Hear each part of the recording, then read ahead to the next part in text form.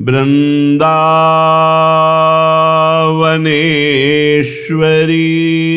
तवैव पदारविन्दं प्रेमामृतैकमकरन्द रसौघपूर्णम्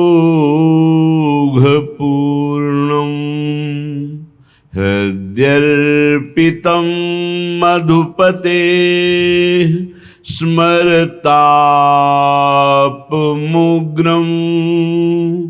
निर्वापयत्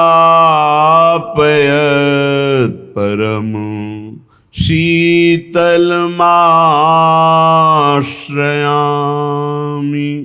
परम शीतल माश्रयामि।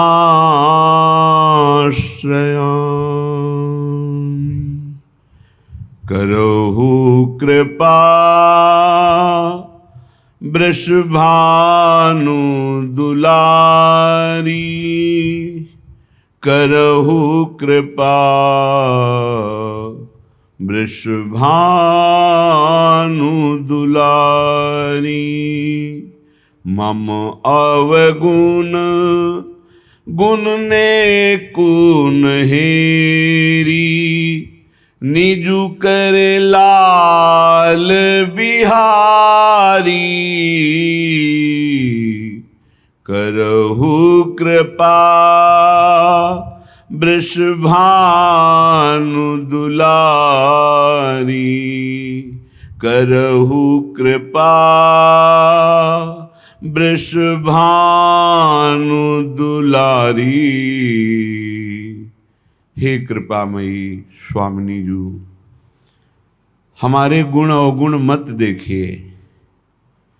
माया के प्रभाव से प्रभावित होकर हम माया जनित गुण अवगुणों में सदैव रहे हैं, वही आकर्षित करके हमको अपने अधीन किए हुए हैं। स्वामिनी, आप तो लालजू को अधीन किए हुए हैं। क्या करुणामयी, हमारे मन को, हमारी बुद्धि को जो माया अधीन किए हुए है, क्या उससे आप छुड़ाकर अपने चरणों में नहीं लगा सकती? कृपा करो। हे लाडली जू, आप अपार सामर्थ्यमयी हैं। लहों विपिन वर बास रास रस, और नहीं जिय मेरे। मनन मानसिक दर्शे परसे, तन मन संतन नेरे। हे स्वामिनी जी, ऐसी कृपा करो कि मुझ अधम को अखंड वृंदावन वास मिल जाए। ये रास भूमि है, बिना आपकी कृपा के यहाँ वास असंभव है। इसलिए स्वामिनी, मुझे वृंदावन का वास दो और सर्वश्रेष्ठ नित्य विहार रस का भजन। ये भजन बिना भगवत प्रेमी संतों के संग के नहीं होता, इसलिए तन मन संतन नेरे।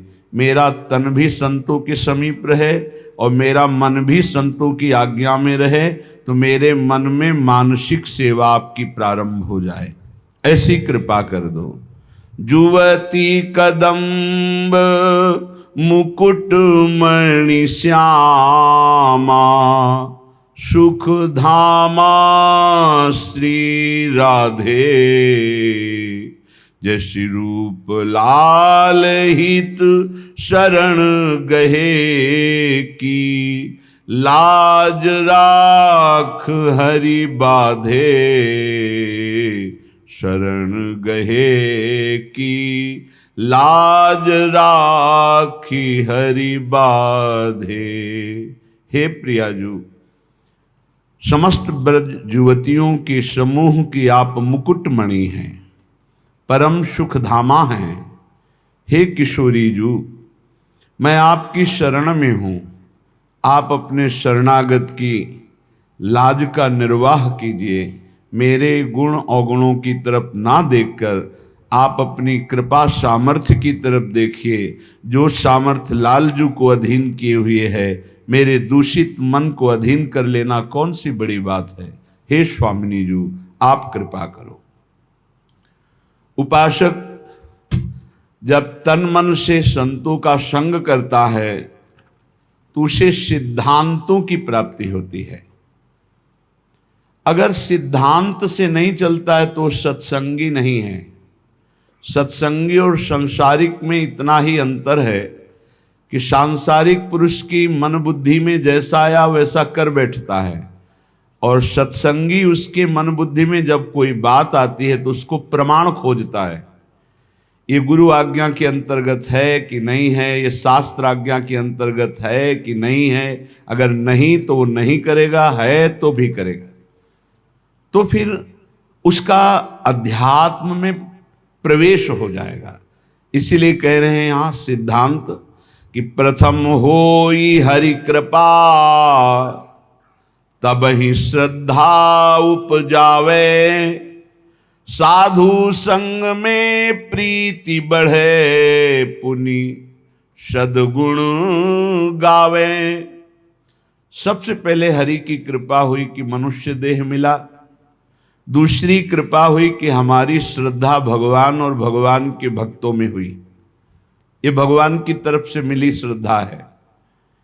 इस श्रद्धा से जब हम संतों का संग किया, भगवत प्रेमी महाजनों का, तो उनके चरणों में हमारी श्रद्धा प्रीति बढ़ी, भगवान से भी अधिक। सातों सब मोहिमय जग देखा, मोते अधिक संत कर लेखा। बड़े श्रद्धावान भाग्यवान वो महत जन हैं जिनके हृदय में संतों के प्रति भगवंत से भी बढ़कर आदर है। बोले जब ऐसा संतों के प्रति आदर होता है तो उसमें भागवतिक सद्गुण प्रकाशित हो जाते हैं। भागवतिक सद्गुण से ही माया पर विजय प्राप्त की जाती है। माया जनित गुणों से माया पर विजय प्राप्त नहीं की जा सकती। भागवतिक सद्गुण भगवत प्रेमी महात्माओं के संग से आते हैं। जब किसी भगवत प्रेमी महात्मा को अपना प्रभु मान लिया जाता है, उनकी आज्ञा पालन की जाती है, तो भजन क्रिया जाने तब शब्द अर्थ पहचाने। होई अनर्थ निवृत्ति ज्ञान विज्ञान बखाने। जब संतों का संग किया जाता है तो भजन में प्रीति होती है, पक्का। भजन न होई संग बिनु, भजन बिना नहीं प्रेम। छिन्हु भजन न छाणिए, धरिए ध्रुवया नेम। भजनानंदी भगवत प्रेमी महात्माओं के संग का जब रंग चढ़ेगा तो भजन में प्रीति होने लगती है। भजन क्रिया जाने, कैसे भजन होता है। निरंतर भजन करने के लिए एक प्रक्रिया बताई थी आप लोगों को, अगर याद हो, कि अपनी जबान का अग्रभाग ऊपर के दांतों के जोड़ पे ऐसे लगा के बंद कर लो। अब मंत्र चलाओ, नाम चलाओ, तुम्हारी मौन स्थिति रहने लगेगी और निरंतर मंत्राकार वृत्ति। पर यह अभ्यास से होगा, एक दिन में नहीं हो जाएगा। देखो ऊपर के जो दांत हैं उनके जोड़ में ऊपर मसूड़ों के पास अपनी जिह्वा का अग्रभाग मोड़ कर लगाइए और ओठ बंद कर लीजिए।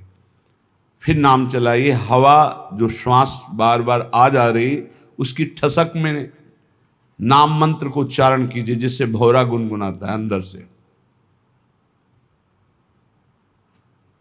चल रहा है। इसको थोड़ा और जब ऊपर तालु के कर देते तो इसे खेचरी मुद्रा कहते हैं। इससे जो रस निकलता है वो बहुत पवित्र होता है, अंतःकरण को बहुत शीघ्र निष्पाप कर देता है। पर ये विषयी पुरुष नहीं कर सकता, उब जाएगा थोड़ी देर में।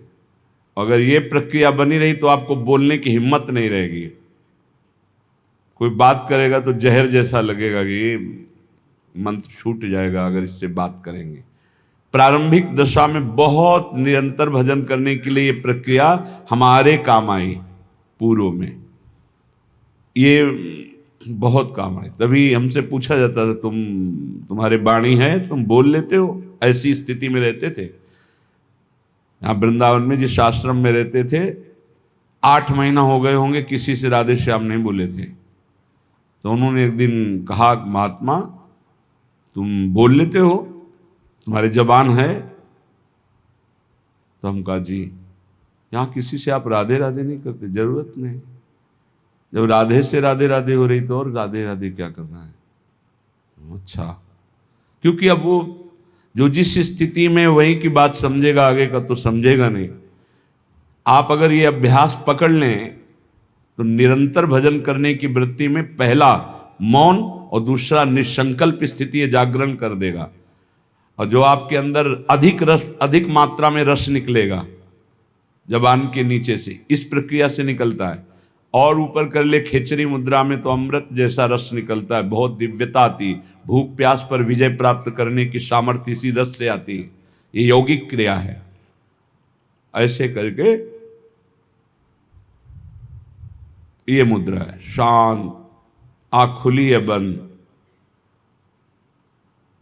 मंत्र चल रहा है। देखो आप कर सकते हो, आप लोग किए, मंत्र चला रहे हैं, एकांत में इस क्रिया को करके देखना। भजन क्रिया जाने तब शब्द अर्थ पहचाने। ये आप साधारण मत समझना, जो आपको नाम मिला है, मंत्र मिला है, इसका अर्थ प्रकाशित होता है। इष्ट देव, जैसे जैसे आपका मंत्र चलेगा, आपके हृदय में द्रवण क्रिया होगी। उस द्रवण क्रिया में सबसे बड़ी सावधानी है कि किसी से प्रियता ना होने पावे, नहीं हटा नहीं पाओगे। द्रवण क्रिया में यदि किसी से प्रियता हो गई तो छाप लग जाएगी। हृदय द्रवित होता है मंत्र जपने से, ध्यान रखना। उस समय किसी से भी अपनापन ना होने पावे। किसी से अपनापन हुआ तो इतने जोर का होगा कि उसे मिटाने के लिए फिर और डट के भजन करना पड़ेगा। हृदय में जब द्रवण क्रिया हो, ऐसा बावरापन चढ़े, तो उसे बिल्कुल बाहरी उदासी रखना चाहिए, किसी से प्रियता नहीं, तो सीधे इष्टाकार वृत्ति होती है। सारे अनर्थों का नाश हो जाता है। जो पाप कराने वाली प्रवृत्ति है, वासना और जो पाप, दोनों का, बोले होई अनर्थ निवृत्ति। जब साधु संग हुआ तो साधु संग से, गुरुजनों के प्रताप से भजन करने की पद्धति पता चली, कैसे भजन निरंतर किया जाता है। उससे हमारे हृदय में भजन का अर्थ प्रकट हुआ। उस अर्थ से सारे अनर्थ की निवृत्ति हो गई। पाप प्रवृत्ति, पाप, इनका नाश हो गया।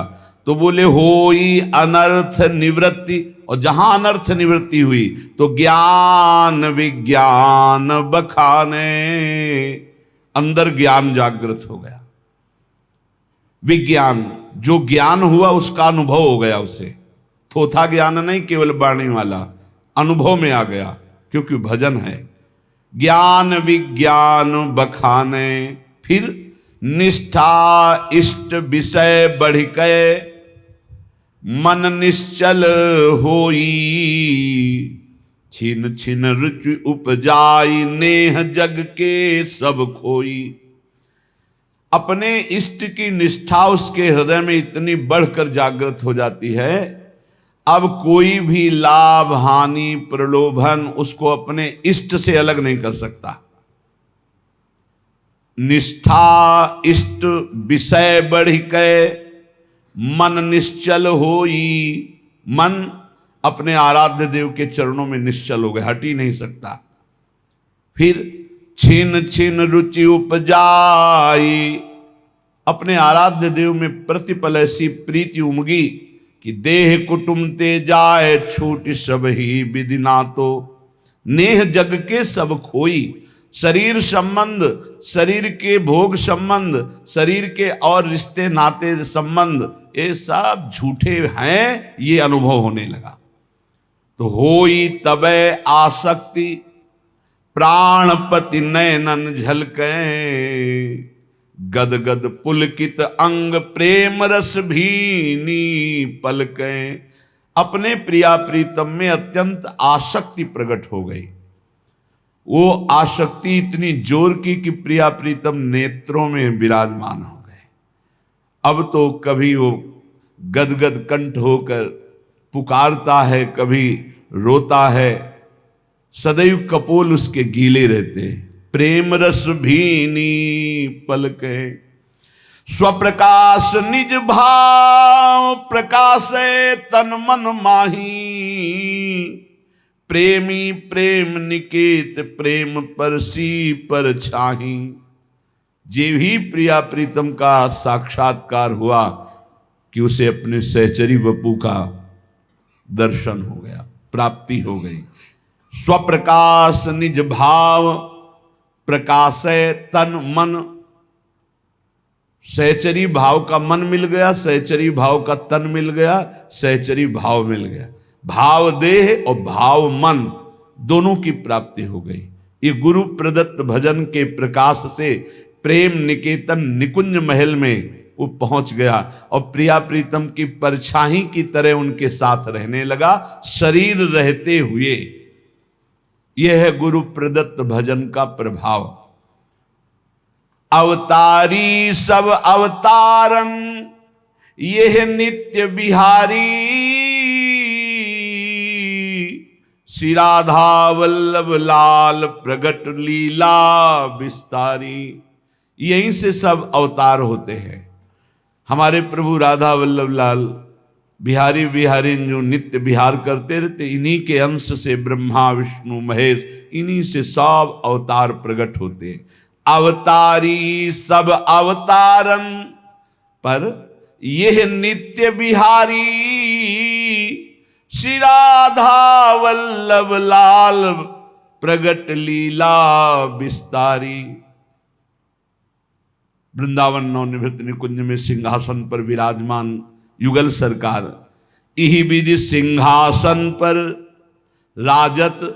कैसे राज रहे? इही विधि, कौन सी विधि? अंसन पर भुज दिए बिलोकत इंदु बदन बिबियोर। करत पान रस मत परस्पर लोचन त्रसित चकोर। नौ किशोरी नौ किशोर गलवैया दी हुई एक दूसरे को देख रहे। इही विधि सिंहासन पर राजत रूप निहारे। गौर श्याम अभिराम कोटि मन मथ लखिवारे।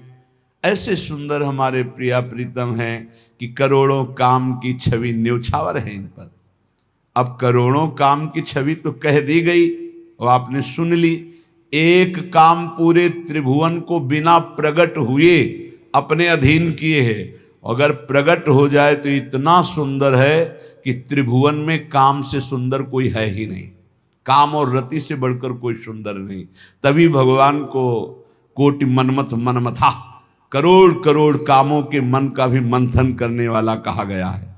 तो गौर श्याम अभिराम कोटि मनमथ लखिवारे। ऐसी जुगल जोरी सिंहासन पर विराजमान, परस्पर एक दूसरे के नेत्रों में चंद्र चकोर की भांति सखियां कह रही करोड़ों काम न्योछावर हैं इनकी रूप माधुरी में। वो भाव देह प्राप्त महापुरुष इनका अवलोकन कर रहा है। नव किशोर सुकुमार अंग छवि कहत न आवे। कोटि शारदा थके भाव अनुभव कछु गावे। कह रहे कि अगर करोड़ों सरस्वती हों तो भी हमारे प्रिया प्रीतम की रूप माधुरी छवि शोभा का वर्णन नहीं कर सकती।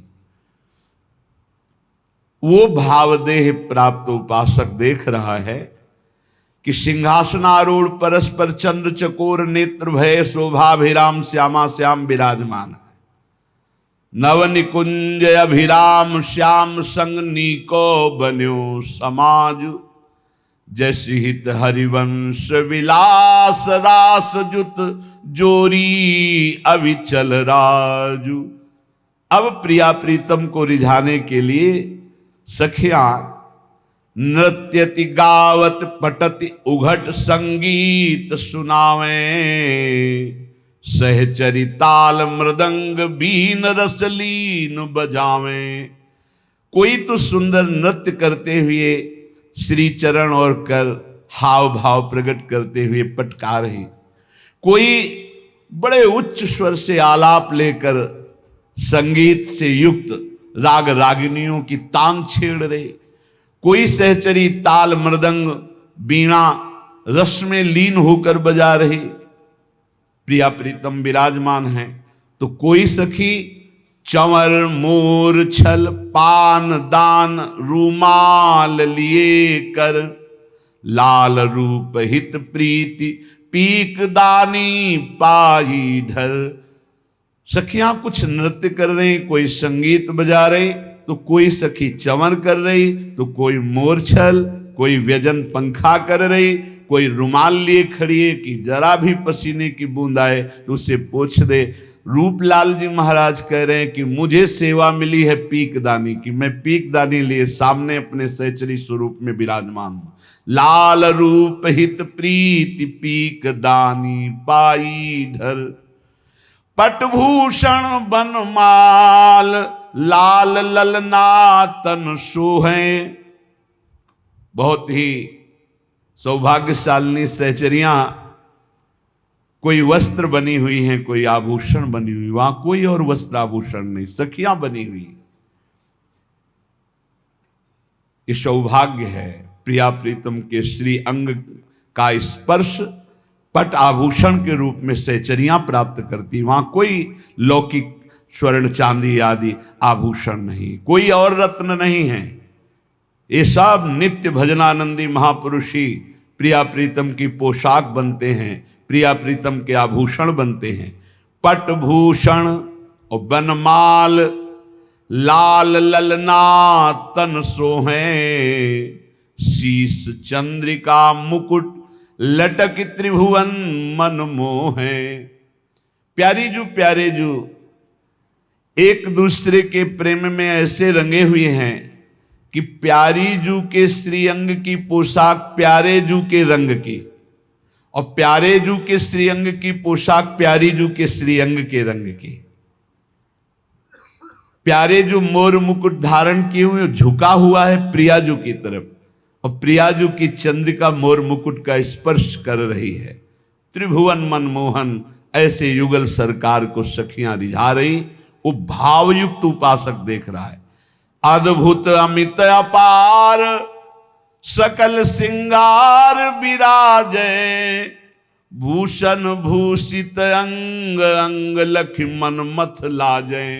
ऐसे हमारे जुगल किशोर हैं कि उनकी श्रीअंग की शोभा देखकर करोड़ों काम लज्जा युक्त हो जाते हैं। हाव भाव लावण्य सिंधु रस कहत नावे, शेष सुरेश महेश निरंतर गुण गन गावे।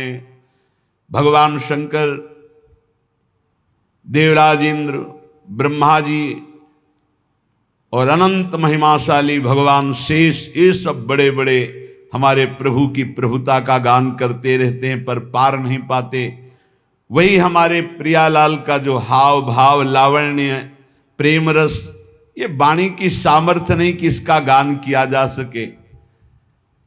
ऐसे प्रभु की 7 भोग तह 5 आरती करत अलीगन।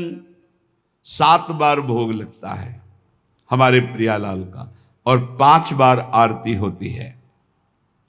प्रेम पुंज अनुराग भाग झलके तिनके तन। कौन कौन से 7 भोग होते हैं प्रियालाल का?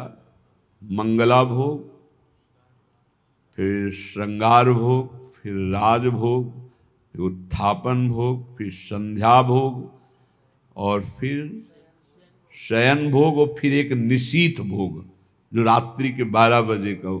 7 भोग लगते हैं।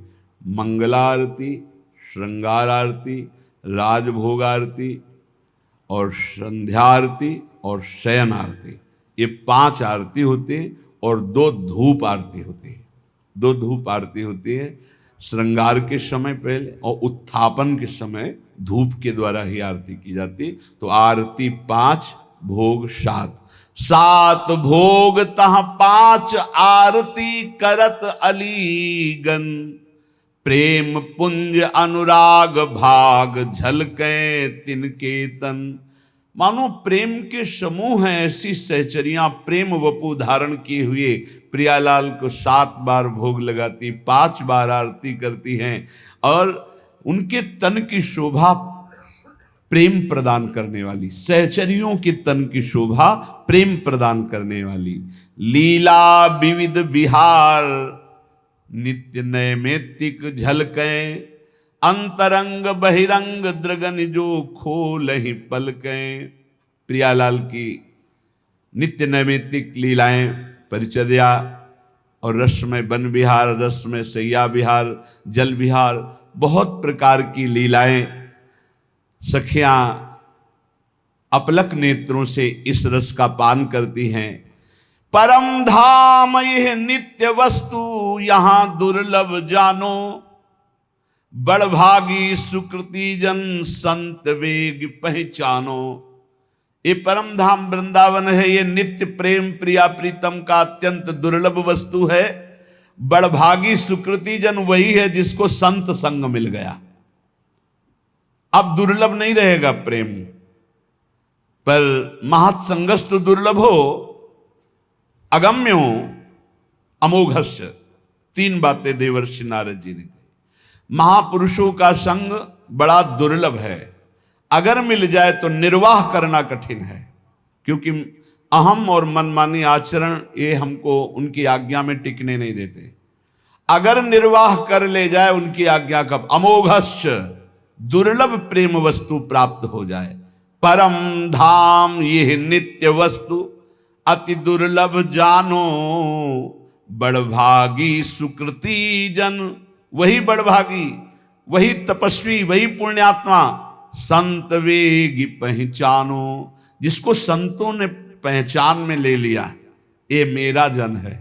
आओ आओ, बहुत दिनों के बाद दर्शन हुआ, अपना जन कहकर जिसे संतों ने पहचान बना ली, तो प्रिया प्रीतम से पहचान हो गई। क्षर साधक की देह लखे अक्षर ओंकारा, ताऊ पर ये धाम अक्षरातीत बिहारा। ऐसा कोई न समझे कि वृंदावन के रसिक जन सिद्धांत को, ब्रह्म ज्ञान को नहीं जानते। पक्का समझिए, इसके रास्ते में ब्रह्मबोध हो जाता है। बोले क्षर जितना है, देह से लेकर जहां तक दृष्टि जा रही है, सब क्षर माने विनाशी। बोले अक्षर जो है ओम प्रणव है, अक्षर अविनाशी। उस अक्षर अविनाशी के ऊपर अक्षरातीत नित्य विहार रस है। क्षर साधक की देह लखे अक्षर ओंकारा, ता ऊपर यह धाम अक्षरातीत बिहारा। ये अक्षर ओम से भी ऊंचे है, ये अक्षरातीत नित्य विहार प्रिया प्रीतम का।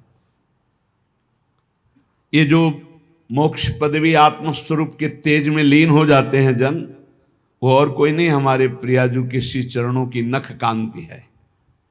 उस तेज को वेध कर चरणों तक पहुंचाना केवल सहचरियों के द्वारा प्राप्त मंत्र से होता है और नहीं, वही तेज में मुक्त हो जाते हैं।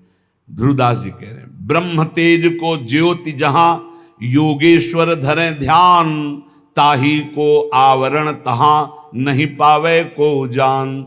आ उ मा ओम, ये प्रियाजू के नूपुरों की झनकार से निकलता है। इसी से ब्रह्मा विष्णु महेश, ये प्रणव इन तीनों का जनक है। इसी से सब पूरी सृष्टि प्रकट हुई है। याते अगम अपार रसिक अनुभव में देखें, जीवन मुक्त स्वरूप प्राणपति हित चित लेखें। रसिक जन अक्षरातीत स्थिति में, प्रणव के भी ऊपर अक्षरातीत प्रेम रस धाम, बोले वो जीवन मुक्त महापुरुष अपने प्राणपति के रूप में युगल सरकार का अनुभव करते हैं। अक्षर मध्य आकार आ, ये विष्णु है प्रगट दिखायो। ये भगवान विष्णु का स्वरूप जो है वो आ से प्रकट हुआ। प्रथम उपासना करे तहाते और न पायो। सबसे पहले उपासना इन्हीं की प्रारंभ होती है, जो प्रगट जगत में पालन करने वाले भगवान विष्णु नारायण हरि के नाम से संबोधन किए गए।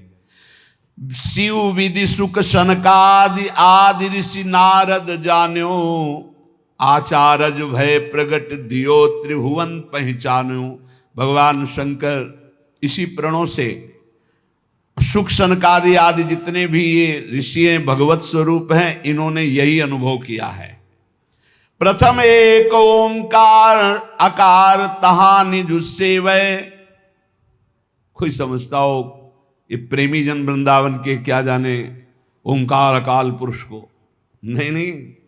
सत्य में जब चित्त जुड़ता है तो पूरा का पूरा अनुभव होता है, हर वेदांत का सूत्र अनुभव होता है। भले वो ना बोल पावे लेकिन उनको अनुभव होता है। ये मार्ग ही यही है। प्रथम एक ओंकार, जो परम तत्व त्रिभुवन को प्रकाशित करने वाला प्रणव, जिससे निराकार स्थिति प्राप्त की जाती है, प्रेमी जन उसको क्रॉस करके आगे बढ़ते हैं। नित्य विहार रस, उसके ऊपर द्विदल कमल रसिकन चित भेवै। दो कमल विराजमान है, एक नील कमल और एक कंचन कमल, प्रियालाल।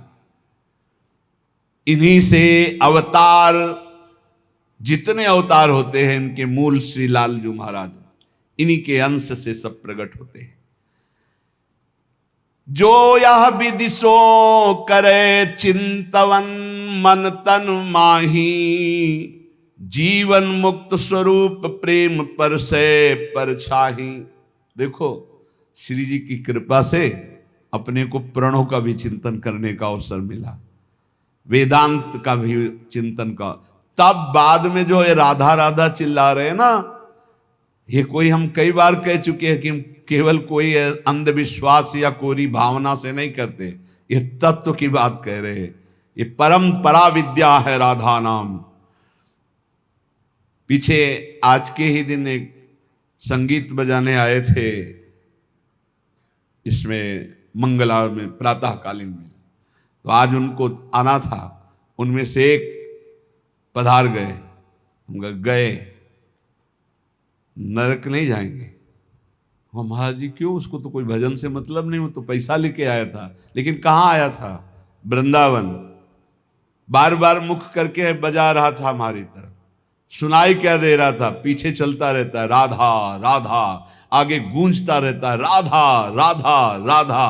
काफी है कल्याण के लिए, काफी है। पैसा कोई कीमत नहीं, एक राधा नाम की कीमत में पूरा त्रिभुवन नहीं है तो कुछ चंद रुपए क्या होते हैं, हो गया काम। इसीलिए कहते हैं भाई, भगवान न जाने कौन से गुण पर दयानिधि रिझ जाते हैं। हवा चली, हवा जिसके लगेगी जीवन मुक्त हो जाएगा, पक्का समझ लो। हवा चली, बस इसमें नकारात्मक सोच ना आ जाए, दोष दर्शन की भावना ना आ जाए, तो इतनी हवा लग जाने पर ही ये जीवन मुक्त अवस्था को प्रदान। ये वृंदावन है, ये राधा नाम है, ये राधा दासों का उत्सव है, भाव उत्सव है, परम मंगल। कैसे भगवान कृपा करते हैं, जब सुना तो लगता है भगवान कैसे कृपा, एक हफ्ते में काम हो। तो बोले यह विदिशो जो करे चिंतवन मन तन माही, जीवन मुक्त स्वरूप प्रेम पर से पर छाही। देश काल गृह बन तीरथ को नहीं विचारा, जाति पाति कुल कर्म धर्म बंधन ना आचारा।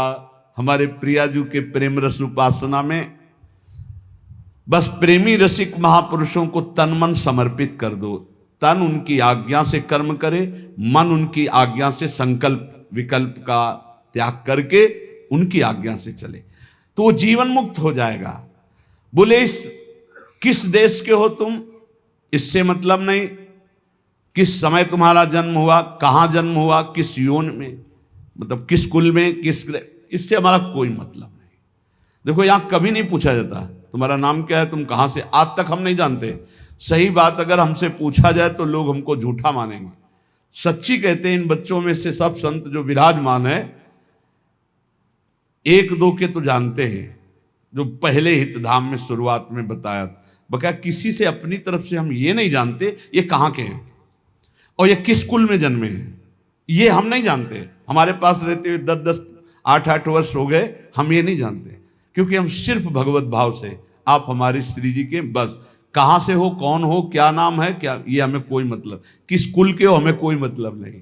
हमारी प्रियाजू की शरणागति में किस देश के हो, किस समय जन्म हुआ, किस कुल में जन्म हुआ, तुम तीर्थ किए हो कि नहीं किए, कोई कर्म धर्म किए हो कि नहीं किए, कोई मतलब नहीं। बस जो हो जैसे हो श्री जी की शरण में हुए परम मंगल हो गया। जाति पाति कुल कर्म धर्म संस्कृति हेतु अविद्यानाशी, कोई ये जाति किसकी, पाति किसकी, कुल किसका, कपड़े का नहीं। आपकी जाति, हम तो परमेश्वर जाति के हैं, परमेश्वर है हमारी जाति, पर ब्रह्म परमात्मा तत्व का अंश हूं तो किसका हूं? वो कह रहे ममई वांशो श्री कृष्ण चंद्र जू, तो उन्हीं का तो हूं मैं, परमेश्वर का अंश हूं। नहीं, ये जाति किसकी, कपड़े की, शरीर की, इसलिए इसकी मान्यता नहीं। हमारे यहाँ वृंदावन नित्य विहार रस में जाति पाति कुल कर्म धर्म व्रत संस्कृति हेतु अविद्या नासी, ये अविद्या है।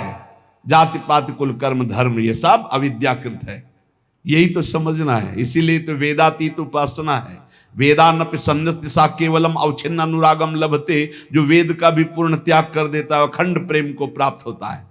बोले जाति पाति कुल कर्म धर्म बंधन न आचारा, यहां इसका कोई महत्व नहीं है। तुम कैसे आचार वाले हो, किस कुल वाले हो, क्या। एक प्रेम रस मत करे सदगुरु की सेवा, तब पावे ये रस रीति सुख संपत्ति मेवा।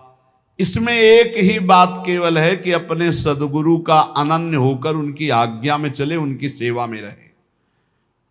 एक प्रेम रस मत करे सदगुरु की सेवा, जो सदगुरु की सेवा में वो प्रेम रस मत हो जाएगा।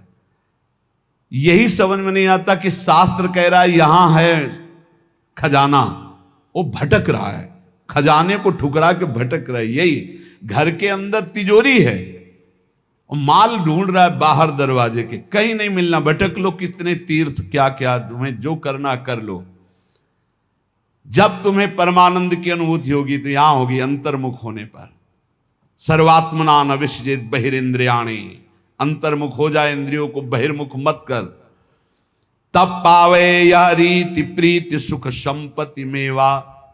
ये जो परमानंद में प्रेम में प्रियालाल का सुख है, ये तभी पाएगा जब सदगुरु की आज्ञा उनकी सेवा में रहेगा। मनन मानसिक करे रैन दिन प्रेम अभंगा, ऐसे उपासक का मन प्रियालाल की मानसिक सेवा में प्रवेश पा जाता है। अभंग प्रेम नितिक धर्मिन संग, तो रंग बढ़त नित नित सरस, तो नित नित प्रेम अभंग। यह जो कृपा हरिवंश की अभंग प्रेम की स्थिति मन में, वो मानसिक सेवा में रत रहता है। क्या स्थिति होती है? रोम रोम अनुराग रंग रस रसिकन संगा। प्रियाजू कृपा करती है, अपने रसिकों का संग देती है। रोम रोम अनुराग रंग से भरा, उन रसिकों के संग से हृदय आनंद रंग में रंगा। जब लगी यह तन रहे, तब ही लगी भाव प्रकाशे। त्रिभुवन मंगल रूप त्रिगुण पर सत नहीं आसे। जब तक शरीर रहता है तो बाहरी उसकी क्रियाएं होती रहती है, लेकिन वो अपने भाव देह से स्वामिनी के संग होता है, ये कोई बाहरी नहीं जान पाता। और तन छूटे लही भाव रूप निज सेवै दंपति, नित्य धाम निज नाम सहज पावे सुख संपत्ति। यदि शरीर रहते तुम्हें सहचरी भाव नहीं प्राप्त हो पाया और प्रियाजू की शरण में रहे, तो शरीर छूटने के बाद निश्चित सहचरी देह की प्राप्ति हो जाएगी। तन छूटे लही भाव, दो प्रकार के यहाँ उपासक बताए।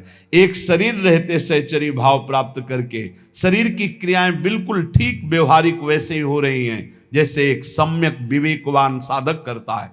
और आंतरिक वो अपने भाव देश से प्रिया प्रीतम के समीप रहता है। यदि ऐसी स्थिति नहीं आ पाई जीवन में, वो सहचरी भाव को नहीं प्राप्त हो पाया, तो तन छूटे लही भाव रूप निज सेवै दंपति, ये पक्का है।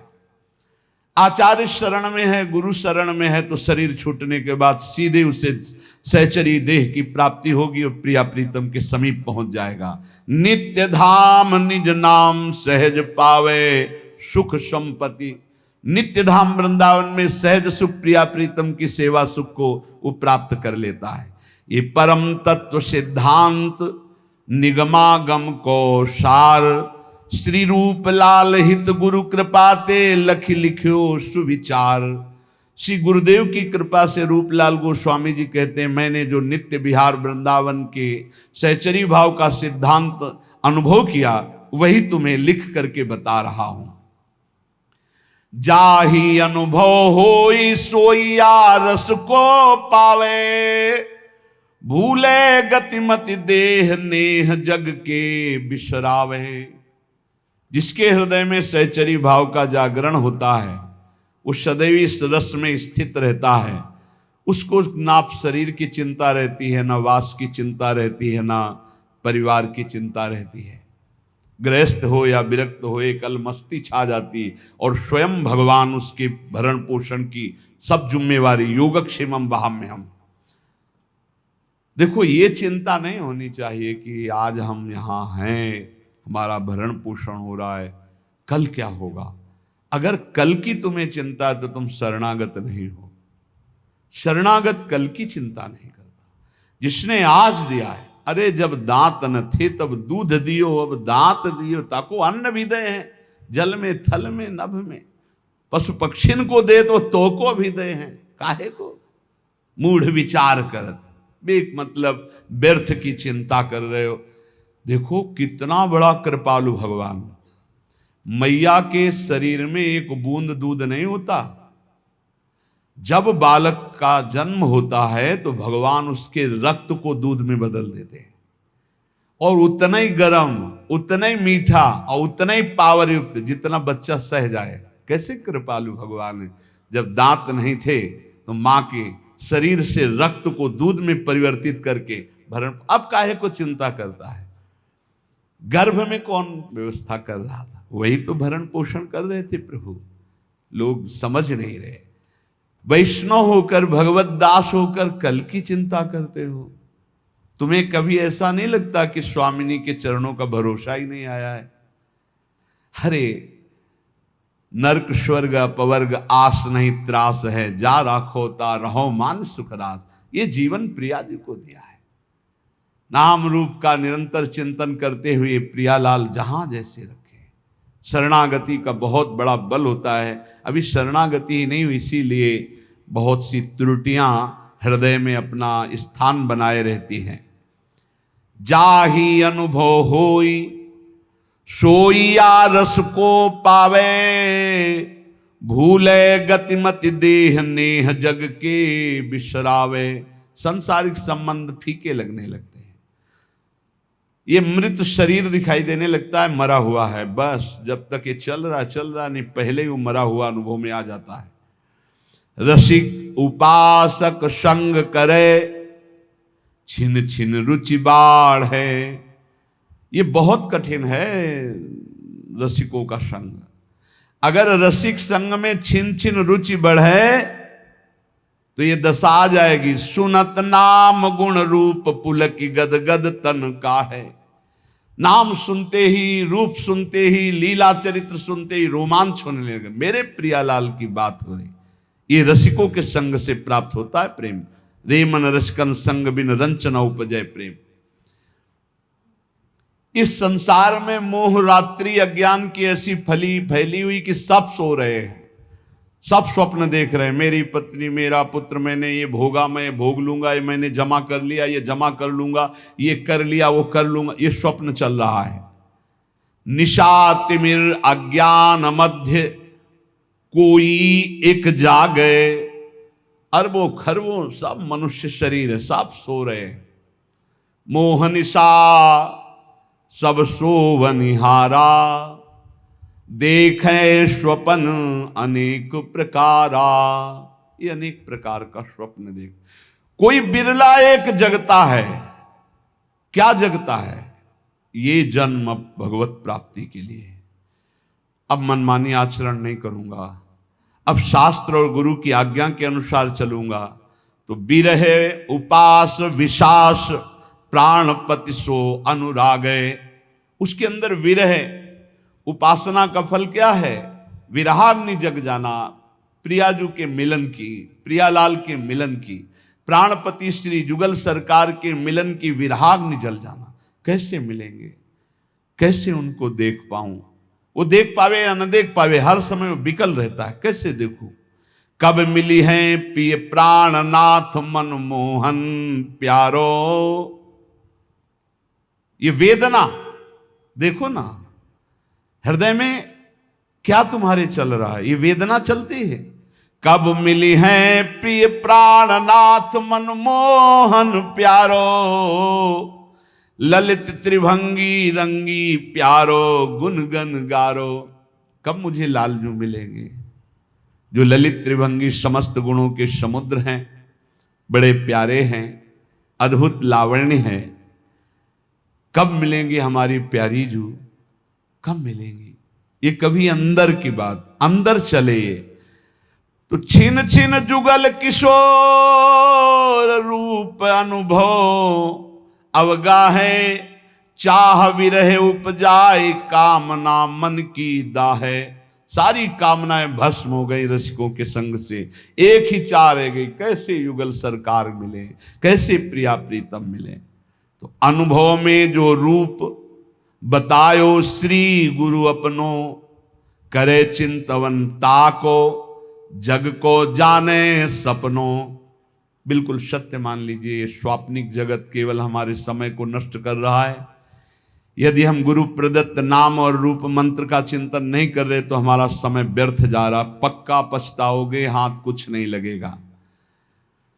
जब गुरु प्रदत्त नाम मंत्र जपा जाता है तो गुरु प्रदत्त इष्ट का रूप झलकता है, तो तत्सुख सेवा रीति तब ही विदिशो कीजय। उसके हृदय में तत्सुख भाव जागता है। तत्सुख भाव जागे बिना जीवन का लाभ नहीं है। ये मत सुख में, स्वसुख में तो पूरा विश्व भ्रमण कर रहा है। वो तीर्थ भी जा रहा है तो सुसुख वासना से, सत्संग भी आया है तो सुसुख वासना, मुझे सुख मिले। तत्सुख, प्रियालाल को कैसे सुख देऊं? कौन सी बात करूं, कौन सा कर्म करूं, कौन सी चेष्टा करूं, कौन सा भाव करूं जिससे मेरे युगल सरकार मुस्कुरा दें? ये बात तत्सुख सेवा रीति तबई विदिशों की जय, बढ़त रहे अभिलाष नीर नैनन भर लीजिए। बड़ी कृपा होती है जब कोई सेवा की सौंध नहीं है और सेवा का भाव बढ़ता है, तब आंसुओं से सेवा होती है। जैसे मधुकरी भी नहीं मिलती थी। जैसे दीपावली और त्योहार, होली को तो कभी भोजन मिलता ही नहीं था, पक्की बात। दीपावली है, दोपहर को जाते थे मांगने 1-2 बजे के बीच, ना बाबा त्योहार है नहीं। सबकी दीपावली जल रही होती थी, हमारी कुटिया अंधेरे में होती थी। सब हर्षोल्लास मनाते होते, हम भूख सहते हुए नाम जप करते। दीपक जलाने के लिए व्यवस्था, यही बलराम कुछ मिठाई उठा कभी ले आवे तो ले। तो जब सब हर्षोल्लास में होते तब अपनी श्री जी के पास बैठ के मिश्री का टुकड़ा ऐसे रख के और एक जल रख के भावना करते। 56 भोगों में जो जो याद आता वो भाव, फिर रोना आता, प्रिया जी मुझे किंचन गरीब के पास केवल आप ही धन हो। ये वस्तुएं तो है नहीं कि हम आपको दुलार कर सकें, बस भाव ही हमारा है। ये रोना तब आता है जब कोई अपना नहीं होता, कुछ अपना नहीं, बिल्कुल प्रियालाल के सिवा कुछ नहीं, तब ये रोना। शयन में जो सुख मिलता था प्रियालाल को कराने में, बिहारी जी के सामने डलियां लगती हैं, दर्शन करके शयन के समय ऐसे जब तो कोई 2 फूल गुलाब के, कोई 4 राय बेल के ऐसे डाल देते, कोई कोई एक कमल का डाल देते, वो लेके आते और उनकी शैया बनाते ऐसे, और जब भावना करते कि प्रियालाल शयन कर रहे हैं, हम चरण चाप रहे हैं, तो आपको कैसे बताएं, चिल्ला चिल्ला के रोने का मन होता। आनंद समुद्र है हमारे प्रभु, वो केवल भावोत्सवेन भजता, भाव का भूखा हूं मैं और भाव ही एक सार है, भाव से मुझको भजे तो भाव से बेड़ा पार है। भाव बिन सुनी पुकारे मैं कभी सुनता नहीं, भाव पूरित टेर ही करती मुझे लाचार है। वो भाव तत्सुख सेवा रीति तबहि विदिशों की जय, बढ़त रहे अभिलाष नीर नयनन भर लीजय। कभी हमने अपनी प्रियालाल की पोशाक नहीं पहना पाए, कभी ले ऐसे ही विराजमान, ऐसे ही रज के पात्र में जो माधुकरी मिली दिखा दिया।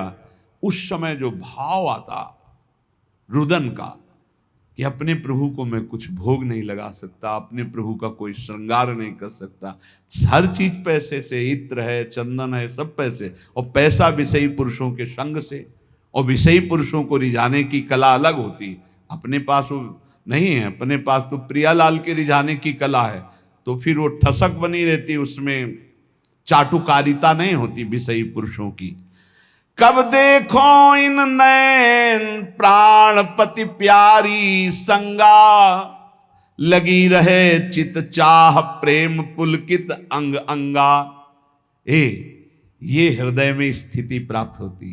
कब देखो इन नैन प्राणपति प्यारी संगा, प्यारी के साथ प्यारी के प्राणपति श्री लाल, कब प्रियालाल को देखूं। उस हृदय के क्या महान स्थिति होगी जिसकी सब चाह मिट गई, एक चाह रह गई, कब मैं भरकर नेत्र अपने प्रियालाल को देखूं, नेत्र भरकर कब देखूं। लगी रहे चित चाह प्रेम पुलकित अंगा, पुलकित अंगों से हर समय एक ही चाह, अपने प्रभु को देखो। स्वप्रकाश उसी समय, बस चाह की जरूरत है। ये हमने बड़े महापुरुषों से पूछा कि भगवत प्राप्ति कब होती है, तो उन्होंने कहा जब प्रबल चाह जागृत हो जाती है। रुदुशुश्वरम राजन कृष्ण दर्शन लालसा। लाडली कुंज में गुरुदेव भगवान जब विराजमान, तो उस समय एकांत में पूछा तो महाराज जी श्री जी कब दर्शन देती हैं, तो कहा जब श्री जी के सिवा और कोई चाह न रह जाए, और वो चाह भी सही न जाए कि अब रहा नहीं जा रहा, अगर श्री जी ना मिली तो प्राण निकल जाएंगे, बोले उसी समय श्री जी मिल जाएंगे। उसी समय चाह जे ही, कब देखो इन नयन प्राणपति प्यारी संगा, और ऐसी विरहाग्नि जली तो बोले स्वप्रकाश श्री वृंदावन निज धाम विराजय, सर्वोपरि सब मध्य प्रकट हो गए युगल सरकार। कहा, बोले स्वप्रकाश, इसी आत्मस्वरूप ने वृंदावन का रूप धारण कर लिया, और इसी के मध्य में कुंज निकुंजों में खेलते हुए युगल सरकार यही दर्शन दे दिए। यह है उपासना। स्वप्रकाश, जो स्वरूप, उसी से प्रकाश प्रकट हुआ, वही वृंदावन बन गया, और उसी वृंदावन नवनिवृत्त निकुंज में प्रियालाल यही हृदय में। पूर्ण प्रेम पूर्ण ऐश्वर्य ये सब तहां प्रकाश है, यही पूर्ण प्रेम, यही पूर्ण वैभव हृदय में प्रकाशित हो गया।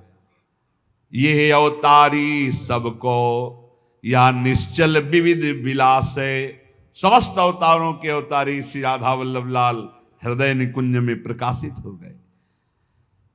रूपशील गुण वै समान हुए सहचरी सेवे, जैसे प्रियाजू की रूप कांति वैसे ही प्रतिबिंब स्वरूप सहचरी रूप, वैसे ही गुण, वैसे ही अवस्था, वैसे ही समान श्री अंग माधुरी सहचरी हो करके अलक लड़ी लड़कान जान हित सो हित भेवे। वो प्रियालाल के रहस्य को जानकर उनको सुख पहुंचाती है। इसलिए बहुत कृपा से हमें श्री धाम वृंदावन श्री प्रिया प्रीतम की उपासना मिली है। तो चाहे जैसी स्थिति हो, चाहे जैसी परिस्थिति हो, बस एक प्रार्थना है, नाम न छोड़ना, नहीं तो हार जाओगे। नाम अगर पकड़े रहे राधा राधा राधा। ये कलयुग में राधा नाम करुणा समुद्र में है, आप ये समझ लो। ये आगम निगम पुराणों में अगोचर है, ये वृंदावन की भूमि से प्रकाशित है, ये पराविद्या है। बड़े भाग्यशाली होंगे जो इस राधा नाम का आश्रय ले लेंगे। शरीरम श्री वृंदावन भुवि सदा स्थापय मनः। अगर शरीर वृंदावन में नहीं रख सकते तो वृंदावन की रज तो शरीर में लगा सकते हो। देख लो, अगर हमारी प्रार्थना आपके कान तक पहुंच रही हो, आप स्वीकार कर लें। गिरिराज जी की परिक्रमा की रज, वृंदावन की कहीं भी रज लेकर उसको चाल करके एक पात्र में रख लो। जैसे पाउडर लगाते हो, थोड़ी ऐसे रज लिया, पूरे शरीर में स्नान के बाद लगा लिया। देख लेना, शरीर में रज लगी है तो तुम्हें वृंदावन धाम निश्चय प्राप्त होगा। निश्चय, निश्चित हमारे वचन मान लो, तुम्हें वृंदावन की प्राप्ति होगी। शरीर छूटने पर तुम नित्य धाम वृंदावन जाओगे, कभी नारकी गतियों को प्राप्त नहीं होगे। और अगर शरीर वृंदावन वास कर रहा है तो बहुत ही मंगल बात है। बस सावधानी रखे, रहनी से रहे। क्योंकि आगे कह रहे, शरीरम श्री वृंदावन भुवि सदा स्थापय मनः। मन भी वृंदावन में स्थापित करो। तन तो स्थापित किया भी। एक हमसे प्रश्न किए कि मैं वृंदावन जब आता हूं, वृंदावन 2-4-10 दिन रहता हूं तो मेरे मन में दोष दर्शन होने लगता है। बाहर रहता हूं तो रोना आता है वृंदावन के लिए। मैं करूं तो क्या करूं? तुम का बाहर रहो, यहां मत रहो। आओ एक दिन दर्शन करो, भाग जाओ यहां से। क्योंकि तुम्हारे अंदर अभी क्षमता नहीं, भाव बिगड़ जाता है। तो यहां रहकर भाव बिगाड़ोगे तो सब बिगड़ जाएगा। बाहर रहकर अगर वृंदावन का चिंतन करके आंसू बहते हैं तो धन्य भाग है। श्री वृंदावन को चिंतवन यह दीप उर्बारी, कोटि जन्म के अगतम ही काट करे उजियार।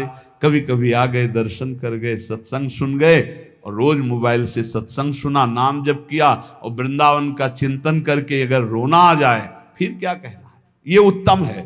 वृंदावन में रहकर तुम दोष दर्शन करो, एक दूसरे के प्रति निंदा अपराध करो, तो मुझे लगता है यहां भाव घटे। इससे अच्छा है तुम दूर रहकर अपने भाव बढ़ाओ। स्थापय मनः, वृंदावन में ही मन स्थापित करो। अब वृंदावन में दोष दर्शन करोगे, अपराध करोगे, वैष्णव द्रोह करोगे, ठीक बात नहीं है। वो कह रहा था मेरा भाव बाहर से बहुत बढ़िया बनता है, भावोत्सवेन भजताम। अगर भाव बढ़िया बनता है तो भाव बनाओ। जब भाव ठीक हो जाएगा तो धाम आओगे तो यहाँ कुछ दोष दर्शन नहीं। ये सब भगवत लाडले हैं यहाँ ब्रज में, ये सब प्रियालाल के लाडले हैं। जो ज्यादा दुलारे होते हैं तो थोड़ा, तो वो बात तुम देखो कि लाडली जी के दुलारे हैं, ये लाडले हैं। हमारा अधिकार इन पर दोष दर्शन करने का नहीं। सदा पार्श्वे वृंदावन रसिकयोर्न्यस्य भजने, वचस्तत् केली नाम नवरत गाने, रमयत कथा पीयूषादौ श्रवण युगलम प्रीति विकलम। यदि तुम श्रीमद चतुराशी जी 42 लीला, श्रीमद राधा सुधा निधि, इनका गान करो, बहुत महिमा है। जिसमें प्रियाजू का यश गान तो लालजू सुन करके अपने आप को न्यौछावर कर देते हैं। यदि लीला गायन में तुम्हारी रुचि हो जाए, नाम जपने में तुम्हारी रुचि हो जाए, और लीला सत्संग सुनने में तुम्हारी रुचि हो जाए, तो श्रीपाद कह रहे हैं अब तुम निश्चिंत हो जाओ प्रीति विकलम के लिए। अब प्रियालाल का प्रेम तुम्हें प्राप्त होगा, प्रियालाल की निश्चित प्राप्ति हो जाएगी। श्री भगवत रसिक जी महाराज कृपा करके कह रहे हैं कि जीभ जुगल नाम ही जपे, द्रगन बिलोके रूप, उदर भरे अलिवृत्ति सो छाण स्वान मृगभूप। बोले निश्चित उस विरक्त महाभागवत को भगवत प्राप्ति हो जाती जो ऐसी रहने से रहता है। कैसी? बोले जीव से युगल नाम जप कर रहा है और नेत्रों से जिधर दृष्टि जाती सब में भगवत भाव कर रहा है और पेट भरता है अलिवृत्ति सो, छाड़ स्वान मृग भूप, कुत्ते की और सिंह की वृत्ति का त्याग करके अलिवृत्ति, अली कहते मधुकर, मधुकर भौरा, उदर भले अलिवृत्ति सो, छाड़ स्वान मृग भूप। श्वान वृत्ति से पेट भरना क्या है? धनियों के पीछे डोलना, चाटुकारिता करना, उनके द्वारा दिए गए धन की विलासिता भोगना, एक कुत्ते की वृत्ति से जीवन यापन करना है। और सिंह वृत्ति क्या है? अपनी तपस्या, अपना उसका वो दिखा करके रौब, और फिर नहीं, अलिवृत्ति से कहा है। उदर भरे अलिवृत्ति सो, अलिवृत्ति कहते हैं मधुकर वृत्ति, 4 घरों में टुकड़े मांग लिए, उससे पेट भरा। और या आकाश वृत्ति, परमहंसों ने सदैव आकाश वृत्ति स्वीकार की, साधकों ने सदैव मधुकरी वृत्ति का, लेकिन जो आगे बढ़े हुए परमहंस उसको भी छोड़ दिया। आकाश वृत्ति, जो स्वयं भगवान भेजें, बिना चाहे बिना मांगे जो सामने आ गया उसी से उदर पोषण करना आकाश वृत्ति है। और अपनी तपस्या और अपने त्याग को दिखावा करके फिर जो भोगा गया वो मानो सिंह वृत्ति है। और धनियों के पीछे चाटुकारिता करके फिर जो धन प्राप्त करके भोगा गया, उदर पोषण किया गया, वो कुत्ते की वृत्ति कह गई। तो श्वान और सिंह की वृत्ति का त्याग कर अलिवृत्ति, मधुकर वृत्ति या आकाश वृत्ति से जो अपना जीवन यापन करते हुए सदैव प्रिया लाल का नाम जप करता है और सब में भगवत भाव करता है, वो निश्चित भगवत प्राप्त हो जाता है। उपासक को चाहिए जो वैष्णव दीक्षा ले चुका है कि ब्याह कनागत कारटो, राजदान गृहदान, भगवत जनिन को गहे तो होए भजन की हानि। ब्याह शादियों में भोजन नहीं पाना चाहिए। तो आप कहेंगे तो व्यवहार ही नहीं चल पाएगा, फिर हमारे व्यवहार में कौन आएगा? कोशिश करो जहां तक हो सके। कौन तुम्हें वहां वीडियो में बना खड़ा है कि तुमने पाया कि नहीं पाया? सब अपवित्रता का राज्य होता है। अगर आप वैष्णव हो तो भगवत समर्पित भोजन पाओगे। एक वो सिस्टम होता है जिसमें ऐसे भर के सब रख दिए और सब ले करके पा रहे, इसमें क्या पवित्रता है? आप मतलब ऐसा तो है कि एक बार ले करके फिर आप ले सकते हैं, कोई भी ले सकता है, देने वाला कोई नहीं, अपने आप से उठाओ और खाओ। वाह, तो सब अपवित्र हो गया कि नहीं हो गया? उसी जूठे हाथ से आप लिए, उसी जूठे हाथ से वो ले, उसे कहाँ वैष्णव सिद्धांत रह गया? पहले गांव में तो ऐसे पवाया जाता था, सबके पैर धुले जाते थे, पट्टी बिछाई जाती थी, बैठाला गया, सुंदर पत्ते के वो पत्तल धोने और फिर रज के कुल्हड़ आदि पात्रों में बढ़िया और परोस करके फिर जय जयकार हो, गाँव में भी जय हो जयकारा लगता था। और फिर ऐसे और जो पूज्य जन होते थे उनको भेंट देकर पैर छुआ, ऐसे सम्मान। अब ये जूता पहने और सब पवित्र भोजन, तो इसलिए मना कह रहे हैं ब्याह का भोजन नहीं लेना चाहिए। विरक्त को तो बिल्कुल नहीं लेना चाहिए। गृहस्थी में अपना देख लो, काम चला लो। उस दिन पेट दर्द कर रहा है ऐसा कह दो, नहीं, अपना बोल दे कि भाई आज हमारा पेट खराब है, उल्टी जैसा लग रहा है, अगर इतना भी पाया तो उल्टी हो जाएगी, अगर आप चाहो तो नींबू पानी ले सकते हैं। ऐसे काम चलाना चाहिए। अपनी वैष्णवता पवित्र, अब उन्हीं में लोग मदिरा जिरा प्रिय उसी से ले रहे हैं, उसी से आप लोगे जूठा, कैसे भजन बनेगा? और दूसरा कह रहे हैं कनागत, पितरों का जो पक्ष आता है उसमें जो भिक्षान, पितर श्राद्ध कान, ये निषेध किया गया। ये नहीं, वैसे ब्रजवासी जन देते भी नहीं, मना कर देते, बाबा हमारे यहाँ श्राद्ध है, और वैसे लेना भी नहीं चाहिए, नहीं तो भजन का नाश होता है। ब्याह का भोजन नहीं लेना चाहिए, कनागत पितर श्राद्ध का भोजन नहीं लेना चाहिए। और कारटो, वो जो तेरही, जो शरीर छूटने के बाद वो भंडारा होता है, वो वैष्णव जनों को नहीं पाना चाहिए। अब अपने घर में है तो बात अलग है, लेकिन निमंत्रण का नहीं पाना चाहिए। और विरक्त को तो पाना ही नहीं चाहिए। ब्याह का नहीं पाना चाहिए, पितृ श्राद्ध का नहीं पाना चाहिए, और कारटो कहते तेरही, जो 13 हो वहाँ शरीर पूरा होने के बाद वो नहीं पाना चाहिए। और कह रहे हैं राजदान, राजा का भोजन नहीं पाना चाहिए, बड़े राज पदों पर विराजमान उनका प्रतिग्रह नहीं लेना चाहिए। और यहाँ प्रायः हम प्रार्थना करते हैं अपने जनों से कि कभी ऐसा न स्वीकार किया जाए। जो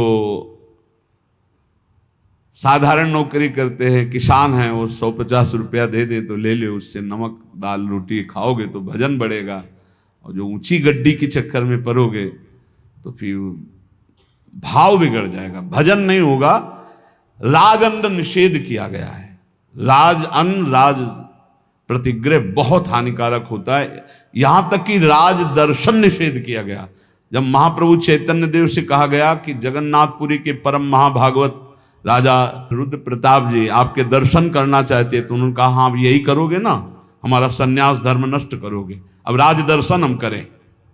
यहां तक कि वो राजवेश से छुप करके और गोपी गीत कंठस्थ करके जब महाप्रभु को दूर से सुना तो कहा कौन महाभागवत अमृत रस बरसा रहा है। महाप्रभु ने आलिंगन किया।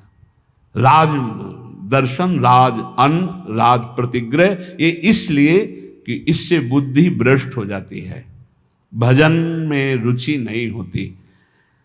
और आगे कह रहे गृह दान, ग्रहों का दान। एक हम गृहस्थ को देखा, जब उनके लड़का बच्चा बीमार होते थे तो खीर हलवा और भेंट उसको गोद में लाते और ऐसे सामने उतारते, कहते ले बाबा। एक बार गुरुजी से पूछा कि भिक्षा में जैसे, अरे बोले ले मत लेना उसमें, नहीं कभी ऐसा।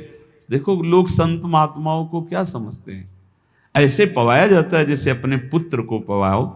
तो किस भाव से पवाते हो, बस पुत्र ने पा लिया यही सौभाग्य, संत ने पा लिया सारे अमंगल नष्ट हो गए। इसीलिए बहुत संभल के खान पान करना, जैसे कोई बीमार है उतार के, और ऐसे, या ग्रह नक्षत्रों का दान, बोले होए भजन की हानि पक्का। ब्याह का, श्राद्ध का, पितृपक्ष का, एकादश श्राद्ध का, 13वीं का, राजन्न का और ग्रहों का दान, भगवत जन इनको गाए तो होए भजन के हानि पक्का। भजन नाश, जो ग्रह नक्षत्रों आदि का नहीं दान पुण्य करते, बहुत होश में। घाट बाट चौपार चुरी देवल हाट मसान, भगवत बसिन सराय में भजन भड़ाई निदान। इतने जगह का भोजन नहीं लेना चाहिए, ऐसी जगह बैठ के भजन नहीं करना चाहिए। बोले घाट में जहां स्त्री पुरुष स्नान कर रहे हो वहां बैठकर भजन नहीं करना चाहिए, भजन नहीं होगा, उपद्रव करेगा, नेत्र चंचल होंगे। जहां स्त्री पुरुष की भीड़ लगी हो, लोग स्नान करते हो, ऐसे स्थानों पे उपासक को नहीं बैठना चाहिए भजन के लिए। जहां से लोग रास्ता बनाए हों वहां नहीं बैठना चाहिए। घाट बाट और चौपार, चौराहे पर नहीं, और देवल मंदिर में बैठकर नहीं, और हाट बाजार में बैठ करके नहीं, और श्मशान में बैठकर नहीं। भगवत रसिक सराय, सराय आदि में जहां बहुत लोग बैठकर संगोष्ठी करते हो वहां नहीं। इससे भाव दूषित हो जाएगा, तुम्हारा भजन नहीं बनेगा। घाट बाट चौपाल चूरी देवल हाट मसान, नदी के किनारे जहां बहुत लोग स्नान कर रहे हो, घाट के और रास्ते में और चौपाल में, चौराहे में, मंदिर में, बाजार में, श्मशान में, सराय आदि में बैठकर भजन नहीं करना चाहिए, क्योंकि भजन भाव इससे दूषित हो जाता है, बिगड़ जाता है। तो भजन कहाँ करे फिर? नदी किनारे गिर शिखर बाग इको सो देखी, भगवत जन बिलमो तहां बाढ़े भजन विषेक। कोई नहीं है, कोई स्नान करने नहीं आता, ऐसे घाट से अलग स्थान पे माताएं बहनें न बैठे। ये विरक्त संतों की बात कही, माताएं बहनें समाज का ही सेवन करें। ऐसी जगह बैठे जहां लोग आ जा रहे हैं, ऐसी जगह बैठे जहां 4 लोग बैठे हुए हैं। एकांत ऐसे स्थानों में ना ये सूत्र स्वीकार करें। नदी किनारे बहुत दूर एकांत में जहां जनसाधारण लोग न जाते हों, गिरि शिखर पहाड़ के किसी एकांतिक चोटी पर बैठकर, या किसी एकांतिक बाग में, या किसी एकांत स्थान में जहां लोगों का ठहरना बैठना आना जाना नहीं है, ऐसे स्थान पर बैठकर चित्त को प्रभु में लगाए तो भजन विशेष बढ़ता है। नदी किनारे गिर शिखर बाग कोसो देख, भगवत जन बिलमो तहां बाढ़े भजन विशेष। श्री भगवत ऋषिक जी महाराज कह रहे हैं ऐसी जगह भजन बढ़ता है। और सबसे ज्यादा भजन की वृत्ति आती है भगवान के प्रेमी जनों के संग में बैठकर। एक बार कि गौशाला में भजन करे तो इतना आप संगम में करे, फिर लिखा था गुरु चरणों के समीप भजन करे तो अनंत गुना फल मिलता है। तो गुरु चरणों की समीपता का क्या मतलब है? अपने गुरुदेव की पादुका, अपने गुरुदेव की आपने श्री सीताराम ओंकारनाथ जी को देखा, छाती में बांधे थे अपने गुरु जी की पादुका। ये निरंतर गुरु का सानिध्य है। गुरु चरण पादुका साक्षात गुरु जी। जब भरत जी ने कहा कि प्रभु हम सब तो आए हैं आपका अभिषेक करने के लिए, आप जैसी आज्ञा करें, तो भगवान ने कहा भरत जैसा तुम कह दोगे। जब सारा भार भरत जी के ऊपर डाल दिया तो भरत जी ने कहा जे विधि प्रभु प्रसन्न मन होई, करुणा सागर कीजिए सोई। प्रभु जिस प्रकार आपका मन प्रसन्न हो वही कीजिए, ऐसा नहीं आपका मन जिस प्रकार। तो भगवान ने कहा हम तो यही चाहते अपने पिता की आज्ञा का पालन करूं। तो बोले प्रभु जीने का सहारा दे दीजिए। तो भगवान ने पादुका 14 वर्ष तक पादुका को सिंहासन में विराजमान कर पूर्ण राज्य शासन आज्ञा मांगकर करते थे। ऐसे गुरु चरण चिन्ह, गुरु चरण पादुका का सानिध्य और निरंतर भजन तो अनंत गुना फल प्रदान करता है। जो उपासक अपने गुरुदेव या भगवत भक्तों को सबसे बड़ा मानता है त्रिभुवन में, उसी का भजन सिद्ध होता है। ये भी बात समझ लो। भजन न करने वाले के ही हृदय में दुनिया का प्रपंच आता है। नहीं तो गुरु जब मत्ता परतरम नान्यत किंचित अस्ति धनंजय, मेरे सिवा कोई है ही नहीं, तो गुरु तो साक्षात परब्रह्म है ही।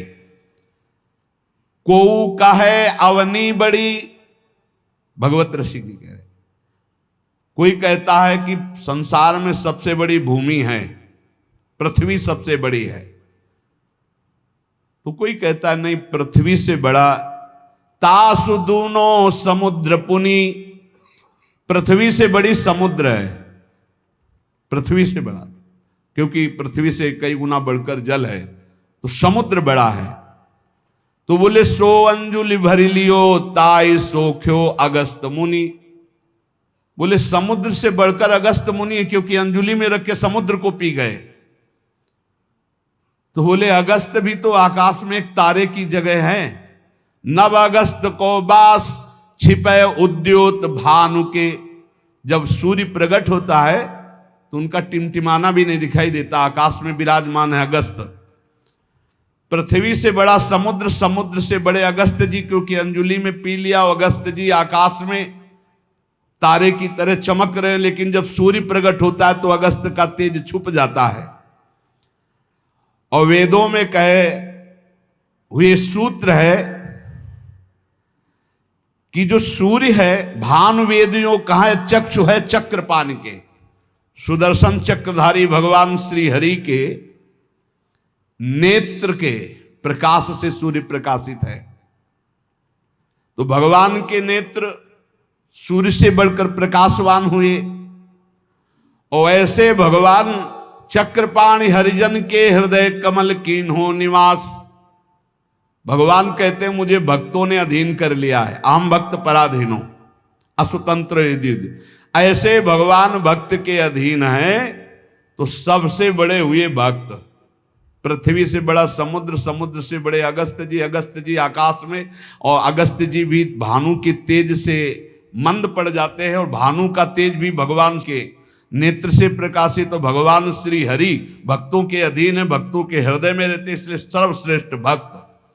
जो भक्तों को सर्वश्रेष्ठ मानता है, गुरु को सर्वश्रेष्ठ मानता है, उसके हृदय के सारे दोष नष्ट हो जाते हैं और निश्चित वो भगवत प्राप्त हो जाता है।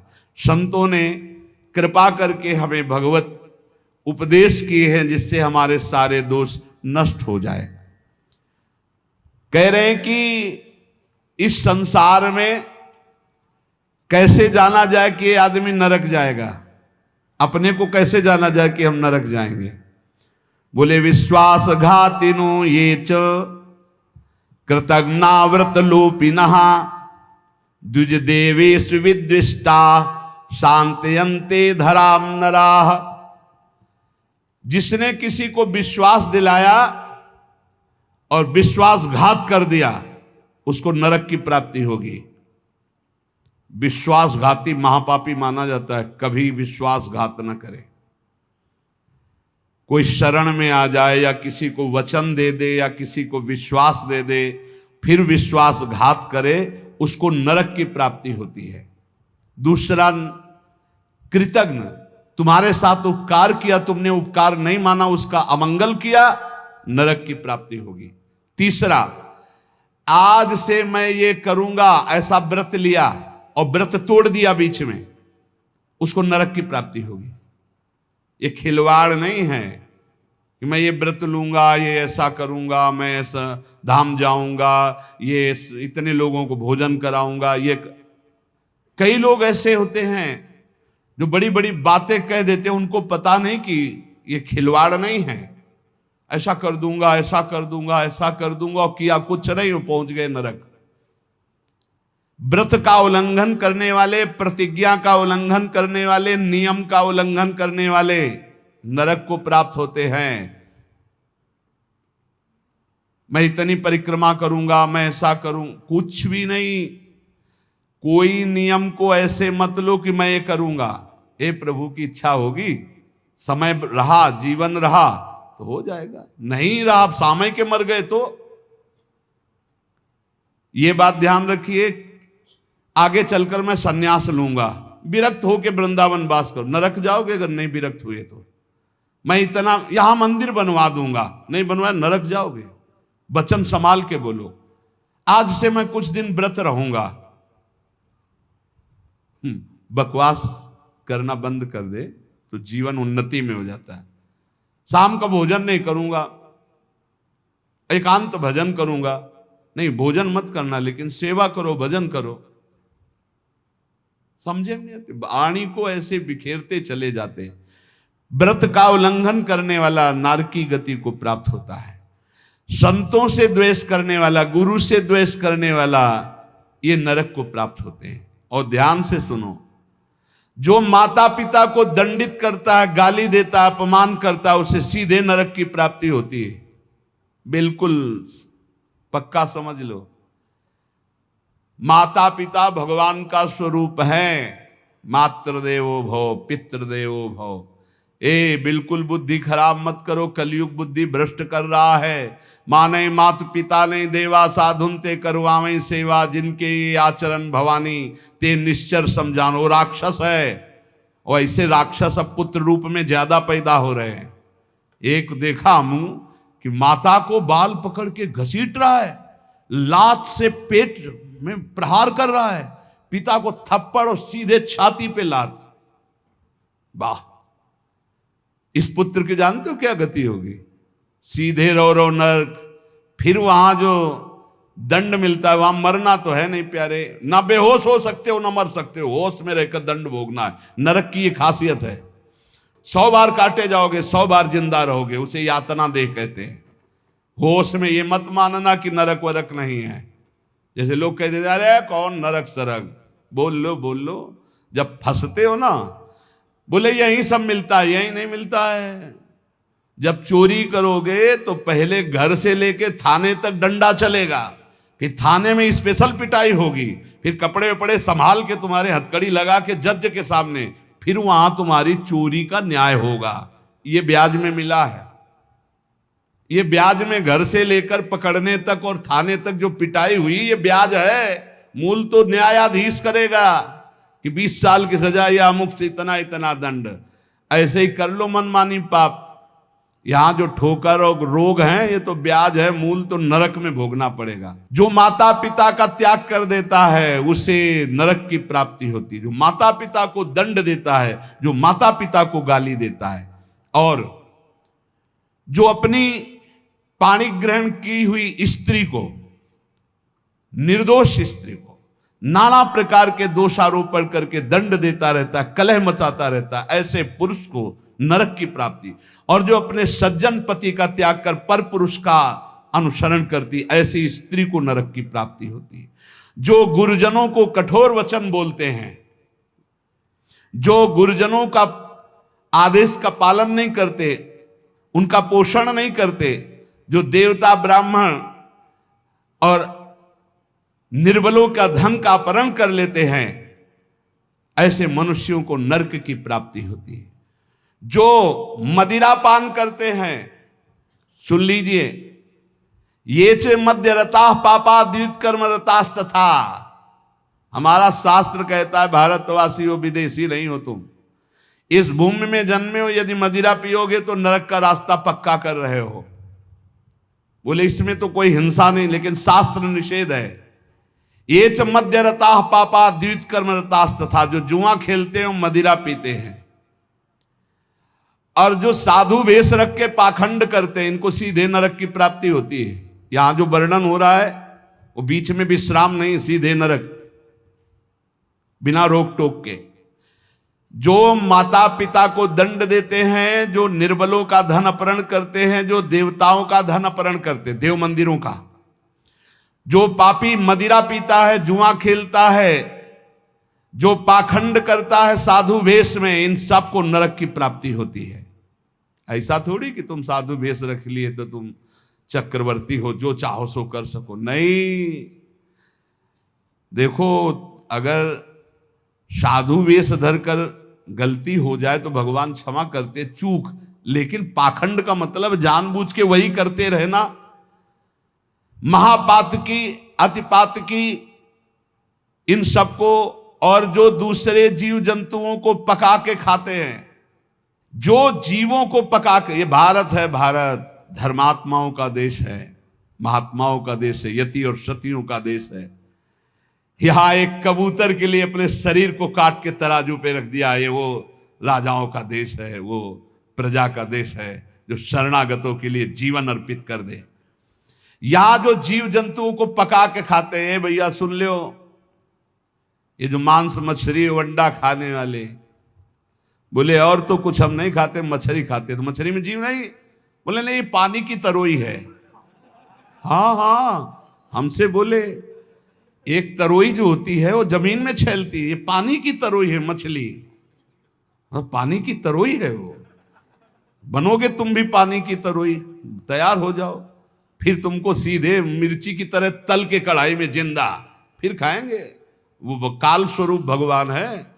अर्जुन को दिखाया कि देखो भीष्म द्रोणाचार्य लौंग इलायची की तरह फंसे हमारी दाढ़ों में, होश में रहो, शास्त्र आज्ञा है। जो दूसरे जीव जंतुओं को मार के उबाल के, बोले हम तो नहीं इसे पर खरीद के लाते हैं, वैसे ही भोग मिलेगा, दंड मिलेगा। और सुनो, जो सत्कर्म का संकल्प करके सत्कर्म नहीं करते, सत्कर्म का संकल्प लेके, सत्कर्म का ये करूंगा, ये दूंगा, ये ऐसा कभी मत बोलो, जबान से कर दो, कर दिया, जबान से बोल दिया और किया नहीं तो नरक जाओगे। जो दूसरों को सदैव कष्ट ही देता रहता है, जो शास्त्र और धर्म के विरुद्ध चलता है, शास्त्र के अनुसार चलने वालों का उपहास करता है, जो दूसरे की जीविका छीन लेता है, जो द्वेषवश महामहिम गुरुजनों की निंदा में प्रवृत्त होता है, वे सब नरक जाते हैं। जो दाता दान दे रहा है और वो जाकर उसको भड़का के रोक देते हैं, नरक जाएंगे, दाता भी और भड़काने वाला भी। जो पाप कर्म के लिए प्रेरणा देता है, जो अनाथ उनको पीड़ा पहुंचाता है, इन भूतल पर ऐसे लोगों को नरक की प्राप्ति होती है और ये पाप उनको घोर दुख में नरकों में ढकेलते हैं। ब्रह्मण्यम पुण्यमुत्सृज्य ये द्विजा लोभ मोहिता कुकर्म युपजीवंती ते वै निर्यागामिना निरयगामिना नरकगामी। ध्यान से सुनना, जो ऊंचे कुलों में जन्म लेकर के निम्न आचरण करते हैं, न संध्या है, न बंधन है, न अर्घ देना है, बस मनमानी पापाचरण, सीधे नरक, खिलवाड़ नहीं है। तभी कलयुग ने ब्रह्मा जी से कहा था चिंता मत करो। जैसे बड़े भैया ने सतयुग ने कहा हमारे राज्य में कोई नरक नहीं जाएगा, फिर छोटे भैया त्रेता जी ने कहा कि हमारे राज्य में भी जैसे बड़े भैया का राज्य वैसे ही रहेगा। द्वापर ने कहा आज्ञा पालन की कोशिश करेंगे। तो कलयुग ने कहा ब्रह्मा जी से वचन देते हैं, भूल चूक से कोई स्वर्ग या परम पद चला जाए ना, सीधे नरक भेजेंगे, हाउसफुल, नरक हाउसफुल रहेगा। देख लो ना, यही लक्षण है, जो लक्षण है उनको देखो प्राय। जो लोभ से मोहित होकर परम पवित्र कुलों में जन्म कर होकर के अपने कुल धर्म का त्याग करके पापाचरण करते हैं, ऐसों को नरक की प्राप्ति होती है। जो भगवान को गालियां देते हैं, नास्तिक हैं, इनको नरक की प्राप्ति होती है। जो धर्म की मर्यादा को भंग करते हैं, उनको नरक की प्राप्ति होती है। जो कामी पुरुष दूसरे की स्त्रियों के साथ या कामी दूसरे पुरुषों के साथ, उनको नरक की प्राप्ति होती है। ध्यान दे दे, भारत है, धर्म विधान है। अब आप कह दो कि नहीं कानून नहीं, ये कानून, ये भागवतिक कानून है, भगवान का बनाया हुआ है, तुम्हें भोगना पड़ेगा। होश में सत्संग सुनाने के लिए ये बड़े बड़े शास्त्रों से, महर्षियों से इसीलिए चयन करते हैं कि तुम्हारे और हमारे होश ठीक रहे। ये भारत है, ये धर्म भूमि है, यहां मनमानी आचरण नहीं कि पतिवंचक पर पति रति करई, गोस्वामी तुलसीदास जी, रौ रौ नरक कल्प सत परई, ऐसे पुरुष के लिए भी है। जो दंभ करता है, जो किसी को दान देने की बात कह के पलट जाता है, उसे नरक की प्राप्ति होती है। जो दूसरों की चुगली करता है, जो अभिमान में भर करके दैन्य पुरुषों को सताता है, ऐसे लोग होते हैं। जो झूठ बोलता है बात बात पे, उनको नरक की प्राप्ति होती है। जो अपनी बात कह के सीधे पलट जाता है, जो दूसरों का धन हड़प लेता है, जो दूसरों को निष्कलंक होने पर भी कलंक लगाता है, ऐसे लोगों को नरक की प्राप्ति होती है। जो पराये सुख और संपत्ति को देखकर जलते हैं, जो प्राणियों के प्राण लेने में बड़े सुख का अनुभव करते हैं, तलछा तलछा कर मारते हैं, बहुत निर्दयी लोग हैं, बहुत निर्दयी लोग। ये जलाते हैं पशुओं को, ऐसे पैर बांध दिए, ऊपर ऐसे सरिया डाल के उसमें पैरों में, और नीचे आग लगा दी, धीरे धीरे घंटों में तड़प, अब मुंह बंधा है, आवाज नहीं निकल, तड़प तड़प कर वो मर रहे, और वो 4-10 बैठे हंसी मजाक करे, करो करो मजाक करो। यमदूत ऐसे ही बांधेंगे, बिल्कुल ऐसे ही। और वहां यहां एक दिन तुम ऐसा पाप करोगे, वहां सैकड़ों वर्ष उसका भोगना पड़ेगा।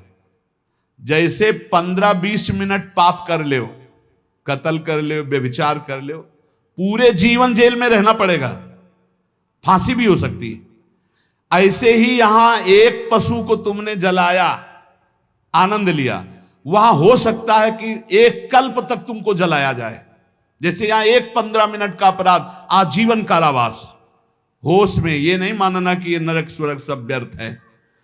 जो लोग पराई स्त्री को फुसला के फंसा के दुराचार करते हैं, मार देते हैं, जो लोग कुआं, बगीचा, पोखरा, पौशाला, इन स्थानों को अपवित्र करते हैं व्यभिचार के द्वारा, मलमूत्र त्याग के, मान लो पानी है, पानी में मलमूत्र करना, पानी में व्यभिचार करना, पानी, ऐसों को सीधे नरक मिलता है, सीधे नरक। पोखरे में, कुएं में, बगीचे में जो अपवित्र आचरण करते हैं, उनको नरक की प्राप्ति होती है। जो देव स्थानों में दी गई जमीन संपत्ति को हड़प लेते हैं, जो बच्चों को चुरा लेते हैं, शिशु बच्चों को चुरा कर बेचना, या जो अतिथि को भोजन दिए बिना स्वयं भोजन कर लेते हैं, ऐसे लोगों को नरक की प्राप्ति होती है। जो सन्यास का संकल्प लेकर फिर सन्यास आश्रम को कलंकित करते हैं, जो मित्र भाव करके दगा दे देते हैं, ऐसे जितने पुरुष बताए गए, ये सब के सब नरकगामी होते हैं।